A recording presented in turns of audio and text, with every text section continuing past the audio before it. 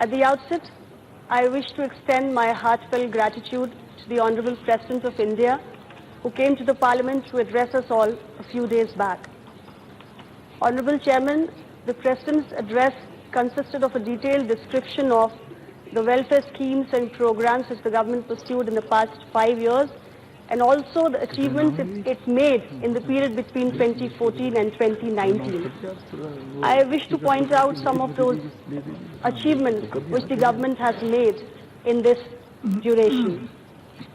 2.5 crore households have got free electricity connection. More than 2 crore people who are poor and needy have got a roof above their head under the Pradhan Mantri Awas Yojana. There are 12 crore women across the country who did not have access to cleaner fuel, who got gas connections under the Ujjwala scheme of the Government of India. More than 9 crore toilets across the country have been built, have been constructed under the Swachh Bharat mission. And there are 38 crore bank accounts which have been opened under the Jan Dhan Yojana for the poor and needy of this country. There are 22 crops for which the MSP has been raised to 1.5 times the cost of production. And I feel the biggest achievement of this government has been to give a befitting reply to the terror factories which are running across the borders of India by means of the surgical strike and the air strike, which has been lauded by the nation and which can be seen in terms of the massive mandate that has been given to this government by the 90 crore people who voted in the 2019 election. Chairman, sir, it's all encompassing what all the government has done in these 5 years. Our Honorable Prime Minister has a vision to create a new India, and the President address talks of it. It talks of how the economy will grow to becoming a $5 trillion economy in the next 5 years, and how India would be contributing to leadership on the global development front. I'm glad the government has allocated 13,000 crore rupees to treat cattle-related diseases. It's a very good decision, and I also congratulate the government for its decision to carve out a separate ministry altogether in order to overcome the water crisis in the country. So Modi ji has a vision to make a new India, and I think the historic mandate which NDA has got under his leadership gives all power to reshape the agenda and future of the country. However, Speaker sir, I wish to draw attention of the House towards certain issues which I feel are very relevant for the country. And the first such issue being the creation of the All India Judicial Services. I have been talking of this issue off and on in the Parliament at various occasions. And I recollect our Honorable Raw Minister, Shri Ravi Shankar Prasad ji, talking about it on the floor of the House. He said the time has come for us to think about the creation of All India Judicial Services on a serious note, because there are as many as 5,000 vacancies which lie in the district and the subordinate courts, which make it even more important for us to consider the proposal seriously and remove all the roadblocks which fall in the way of realizing this proposal. And even the policy think tank of the government, the Niti Aayog, has talked about this proposal, and it says that the examination should be conducted through the UPSC and appointments and recruitment should be made in the lower judiciary.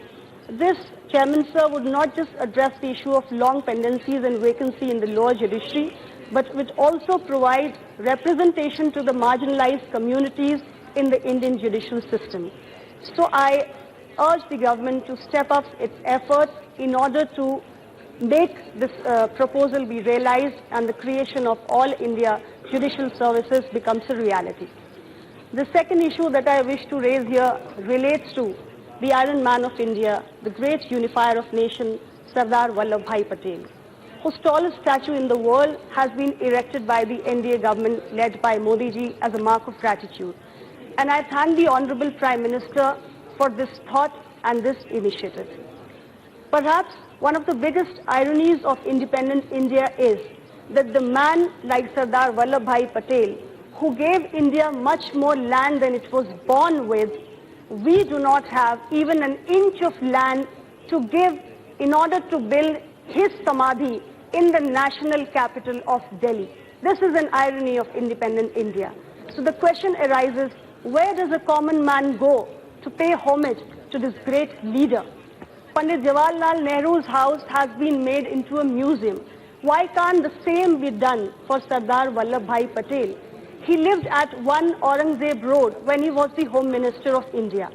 I request and urge my government to take over that house, get back that property, and build a national memorial as a mark of respect for the great leader who will continue and to inspire the generations of India. And lastly, sir, I find the President's address mentioning about the Constitution providing guidance to ensure social justice. Here I wish to point out that despite the constitutional arrangement of reservation of 15% for the scheduled caste, 7.5% for the scheduled tribes, and 27% for the other backward castes in various posts and services of the central government, the representation of these castes and communities has not reached adequate levels. There are as many as 28,713 backlog vacancies of the SC, ST and OBCs in the central government as per the Ministry of Personnel, Public Grievances and Pension as on 1st January 2017. This is a very important issue which relates to the direct interest of the marginalized section of the society, the weaker section of the society, the SC, ST and the OBCs. So I urge the government to initiate measures for filling up these backlog vacancies by means of a special recruitment drive. These were the three important issues I wish to raise, sir. I once again thank the Honorable President of India for coming and addressing us, and I urge the House to adopt the motion. With this, I conclude. Thank you very much.